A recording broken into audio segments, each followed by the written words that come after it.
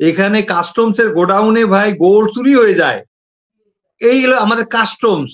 এখানে আপনি লেবার শ্রেণীর মানুষ মিডল ইস্ট থেকে আসে, ওর কষ্ট করে ছেলে মেয়ের জন্য নিয়ে আসে কিছু বউ বাচ্চার জন্য, ওগুলি ব্যাগ কেটে নিয়ে যায় ভাই। এই হলো আমাদের এয়ারপোর্টের অবস্থা। আপনি এই কয়টা ব্যাগ কাটার লোক ধরা পড়ছে আপনি কত দিয়ে দেখেন তো। এখন আপনি যেইখানে কোনো নিরাপত্তা নাই, এই সিসিটিভি বলেন, এটা বলেন, ওটা বলেন, আরে ভাই সিসিটিভি সে বন্ধ করে দিবে, চুরি করবে। আপনি সিসিটিভি লাগাইছেন, আপনার সিকিউরিটি গার্ড ধরেন কাতর কথা, তারা সিকিউরিটির দায়িত্বে, ওরাই তো এর সাথে জড়িত ভাই। এভরিবডি ইজ মানে ইন দিস সেম লাইন। এখন এই যে আপনি চোরের যে একটা চেইন, বঙ্গবন্ধুর যে চোরের খনি, বঙ্গবন্ধুর চোরের খনি তো ভাই ডাকাতের খনি হয়ে গেছে। এখন এটা তো তখন ছিল 7.5 কোটি, 20 কোটির মধ্যে তো অ্যাটলিস্ট মানে কয়েক কোটি তো বাড়ছে না, ডাবল হয়েছে না। এখন আপনি এই চরিত্রের লোকগুলিকে আপনি ইয়া করবে, তারপরে এদেশে আমার দেশের যারা আমাদের আজন্ম শত্রু। আপনার এই কথার সাথে আমি ইমরান ভাই আপনার এই কথার সাথে আরেকটা কথা যোগ করতে চাচ্ছি, যে এয়ারপোর্টে যে স্বর্ণ চোরাচালানিতে যেগুলা ধরা হয় সেগুলা যখন বাংলাদেশ ব্যাংকে জমা রাখা হয়, সেই বোল্টের ভিতরে সেই স্বর্ণটা আউট হয়ে যায়। সেখানে যে লোহার টুকরোগুলো যে ওখানে যায় বসে থাকে, বাংলাদেশ ব্যাংকের সেন্ট্রাল ব্যাংক থেকে বিলিয়নস অফ ডলার চুরি হয়ে যায়।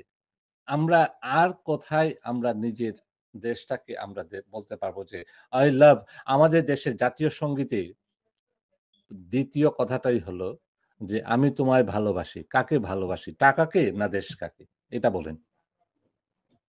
আচ্ছা ভাই, আপনি যেটা বললেন ওরা লোহা রাখে না, ওটা রাখে তামা বা পিতল, দেখতে লোহার মতো, সোনার মতো আর কি, বুঝছেন। এবং এরা হলো আপনার সেন্ট্রাল ব্যাংকের কাস্টোডিয়ান। এবং আপনি জানেন ওই যে আমাদের যে ডিজিটাল যে সিস্টেমটা, এটা একটা ইন্ডিয়ান আইটি ফার্ম করছিল। এটা কিন্তু ইন্ডিয়ান আইটি ফার্মের করা। আমাদের যে সিস্টেম আইটির যে এই যে চুরি হলো, ডিজিটাল চুরি হলো, এবং সে হলো কি আমাদের জাতীয় ভাগ্নে বাবা জয়, যে সজীব ওদের জয়, ওই তারই এগুলি নিজস্ব সব হয়েছে। এখন তার সমস্ত আপনি ইয়া রেখে দিছেন, তার যে নিজস্ব বাহিনী বিভিন্ন ভাবে, কেউ আইটিতে, কেউ ওখানে তারেক সিদ্দিকীর লোকজন সব বসে আছে সব জায়গায়। এইগুলি আপনি এই দেশকে আপনি কেমনে ভালো করবেন, কেমনে ডক্টর ইউনূস কাজ করবে?